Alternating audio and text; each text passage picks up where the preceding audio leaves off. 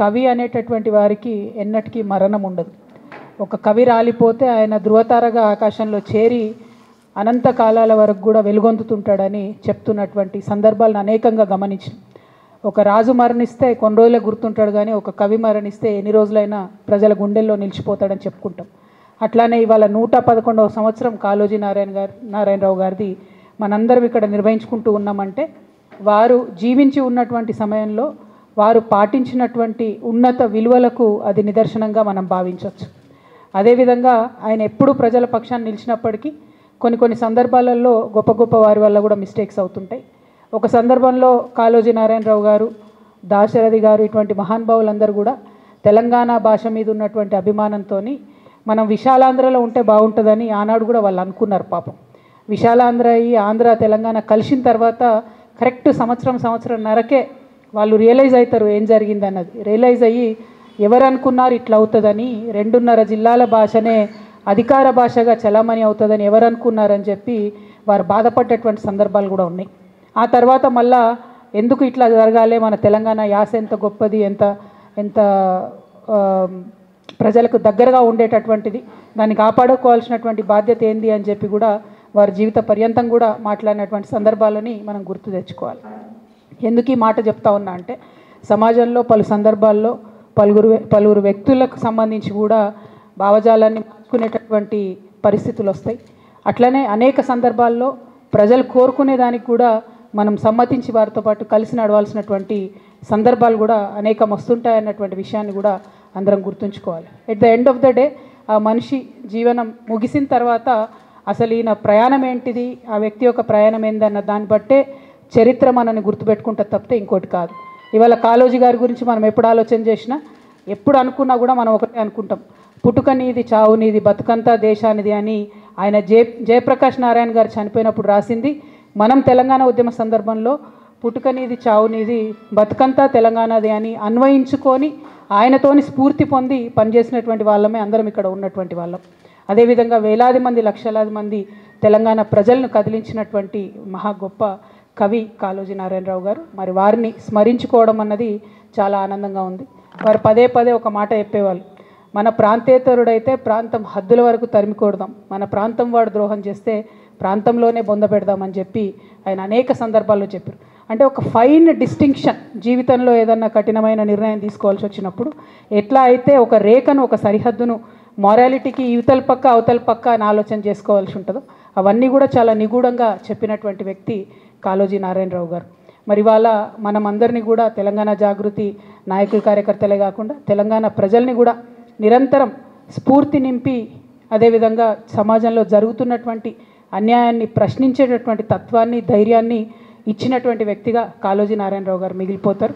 మరి వారితో పాటు రేపు చాకలి ఐలమ్మ గారి వర్ధంతి ఉండడంతో ఈరోజు మరి చాకలి ఐలమ్మ గారిని కూడా మనము స్మరించుకుంటా ఉన్నాం. ఆమె ఒక మహిళ అనుకుంటే నిలబడి ఎట్లా అయితే అన్యాయాన్ని ఎదిరించగలుగుతుంది అనేటటువంటి విషయాన్ని ఆనాడు ఆమె మీద దురాగతం చేసినటువంటి భూస్వాములను ఎదిరించి మనకు ప్రత్యక్షంగా చూపించినటువంటి వీరవనిత. అటువంటి వీరత్వం, అటువంటి ధీరత్వం మన తెలంగాణ రక్తంలోనే ఉంది. ఇవాళ చాకలి ఐలమ్మ గారి స్ఫూర్తితోని మరి మా ఆడబిడ్డలు, మా యువకులు అందరూ కూడా విజృంభించి సమాజంలో జరుగుతున్నటువంటి అన్యాయాన్ని ఎదుర్కోవాల్సినటువంటి సందర్భం అయితే మనకు కనబడతా ఉంది. ఎందుకు ఈ మాట చెప్తా ఉన్నా అంటే నిన్న మొన్నటి వరకు కూడా మన రాష్ట్ర ముఖ్యమంత్రి గారు ఏమన్నారు, కాళేశ్వరం అనేది కూలిపోయింది అని మాట్లాడారు. నిన్న వెళ్ళి అదే కాళేశ్వరంలోంచి, ఆ కాళేశ్వరంలో ఒక భాగమైనటువంటి మల్లన్న సాగర్ నుంచి హైదరాబాద్కు తాగునీటి పథకం కింద 7,500 కోట్ల రూపాయలతో శంకుస్థాపన చేసి వచ్చారు. అదే ప్రాజెక్టు గత 2 సంవత్సరాలు కేసీఆర్ గారు ఉన్నప్పుడు కూడా ప్రణాళిక వేసింది 1,500 కోట్లకు. కొండపోచమ్మ సాగర్ నుండి హైదరాబాద్కు నీళ్లు తీసుకొస్తే 1,500 కోట్లలో అయిపోయేదానికి రేవంత్ రెడ్డి గారు మల్లన్న సాగర్ నుంచి హైదరాబాద్కు నీళ్లు తీసుకొస్తా అనేటటువంటి కొత్త ప్రణాళికను తీసుకొచ్చి 1,500 కోట్లతోని హైదరాబాద్ ప్రజల దాహార్తిని తీర్చేదాన్ని 7,500 కోట్ల వరకు పెంచి మెగా కృష్ణారెడ్డి గారు మరిన్ని మేడలు కట్టుకోవడానికి అనుకూలంగా చేస్తున్నారన్న విషయాన్ని ఇవాళ మనం గమనించాలి. మరి ఇటువంటి అన్యాయం 1,500 కోట్లు ఎక్కడ, 7,500 కోట్లు ఎక్కడ? అది రేవంత్ రెడ్డి గారి ఇంటి సొమ్ము కాదు కదా, తెలంగాణ ప్రజల సొమ్ము. మరి తెలంగాణ ప్రజల సొమ్ము అన్యాయం జరుగుతున్నప్పుడు ఖచ్చితంగా మనం మాట్లాడాల్సిందే, ఎదిరించాల్సిందే అని కూడా ఈ సందర్భంగా నేను మన ప్రజలందరూ కూడా చెప్తూ కంపల్సరీ ఎందుకు ఆ ఎస్టిమేషన్ పెరిగింది అనేటటువంటి విషయం ప్రభుత్వం ప్రజలకు జవాబిచ్చేంత వరకు కూడా మేము తెలంగాణ జాగృతి పక్షాన ప్రభుత్వాన్ని ప్రశ్నిస్తామనేటువంటి విషయాన్ని కూడా ఈ సందర్భంగా నేను తెలియజేస్తూ ఉన్నాను. ఎట్ ద సేమ్ టైం ఎట్లా అయితే అన్యాయాన్ని ప్రశ్నించాలో అట్లానే మనవాడు అనుకున్నప్పుడు ఒక మేధావి రిటైర్డ్ సుప్రీంకోర్టు జస్టిస్గా పనిచేసినటువంటి వ్యక్తి సుదర్శన్ రెడ్డి గారు, మరి అటువంటి బిడ్డకు వైస్ ప్రెసిడెంట్ ఆఫ్ ఇండియాగా ఒక కంప్లీట్ ఆపోజిషన్ పార్టీ అభ్యర్థిగా దేశంలో ఉన్నటువంటి అనేక పార్టీలు సపోర్ట్ చేసినటువంటి వ్యక్తి గెలవాలని కోరుకోవడం కూడా అది డెఫినెట్గా ఒక పాజిటివ్ ప్రాంతీయవాదం అవుతుందని చెప్పి నేను మనస్ఫూర్తిగా భావిస్తూ ఉన్నాను. ఇది పార్టీలకు అతీతంగా తెలంగాణ బిడ్డ కాబట్టి ఆయనకు ఒక అవకాశం వచ్చింది కాబట్టి. అంటే నేను ఒక వ్యక్తిని ఎప్పుడు జీవితంలో మర్చిపోలేను. శేషన్ గారు అని ఉండే, టిఎన్ శేషన్ గారు. ఆయన వచ్చేంత వరకు కూడా ఎవరికి అసలు భారతదేశంలో ఎలక్షన్ కమిషన్ అని ఒకటి ఉందని మా సామాన్య ప్రజలకు తెలియదు. కానీ ఆయన వచ్చిన తర్వాత ఆ పోస్టుకు వన్నే వచ్చింది. సుదర్శన్ రెడ్డి గారు కూడా గెలిస్తే డెఫినెట్గా వైస్ ప్రెసిడెంట్ పోస్టుకు కూడా వన్నే తెస్తారని నేను అనుకుంటున్నాను. ఎందుకంటే అనేక సందర్భాల్లో ఆయన చూసినాం, ఆయన ఇచ్చినటువంటి పాజిటివ్ తీర్పులు కానీ ఆయనకు ఉన్నటువంటి కాన్స్టిట్యూషనల్ ఎక్స్పర్టీస్ కానీ చూసినాం. అటువంటి అవకాశం వారికి వస్తే బాగుంటుందని చెప్పి మనస్ఫూర్తిగా నేను కోరుతా ఉన్నాను. ఎట్ ద సేమ్ టైం మరి తెలంగాణ జాగృతిలో కూడా మీరు అందరు చూసినారు గత కొన్ని రోజులుగా జరుగుతున్నటువంటి పరిణామాలని మేమందరం కూడా అంతరంగంగా చర్చించుకుంటూ ఉన్నాం. ఒక ఉన్నతమైనటువంటి ఆశయాలతో తెలంగాణలో అడుగేయాలనేటటువంటి ఆలోచనలో ఉన్నాం. ఉన్నతమైనటువంటి లక్ష్యంతో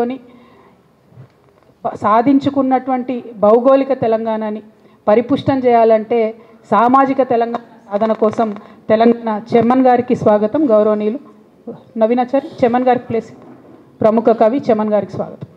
భౌగోళిక తెలంగాణను సాధించుకున్నటువంటి భౌగోళిక తెలంగాణలో సామాజిక తెలంగాణ సాధించే వరకు కూడా తెలంగాణ జాగృతి కార్యకర్తలు విశ్రమించారు.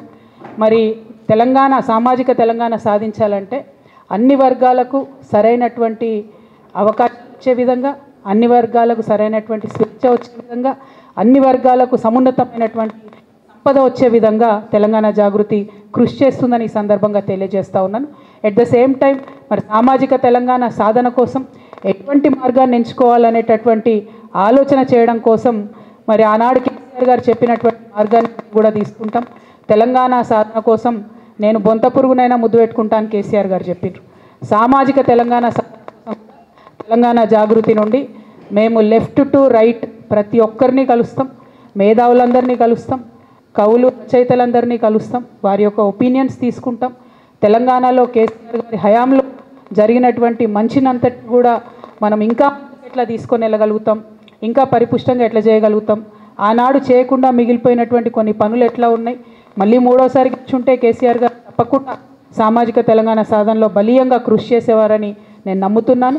వారు అన్ఫార్చునేట్లీ అవకాశం రాలేదు కాబట్టి తెలంగాణ జాగృతి ఆ ఎజెండాను ముందుకు తీసుకొని వెళ్తుందని కూడా ఈ సందర్భంగా తెలియజేస్తూ, మరి కాళోజీ నారాయణరావు గారి జయంతి సందర్భంగా, చాకలైలమ్మ గారి వర్ధంతి సందర్భంగా ఆ మహోన్నతమైనటువంటి వీరులు ఇచ్చేటటువంటి ఆ స్ఫూర్తిని ముందుకు తీసుకెళ్ళడానికి ఇక్కడికి వచ్చినటువంటి మిత్రులందరికీ కూడా మళ్ళొకసారి ధన్యవాదాలు తెలియజేస్తూ ఉన్నాను. ప్రముఖ కవి చెమన్ గారు, అట్లానే ఉషారాణి మేడం గారు, ఇంకా అనేక మంది సాహిత్యమూర్తులు వస్తూ ఉన్నారు.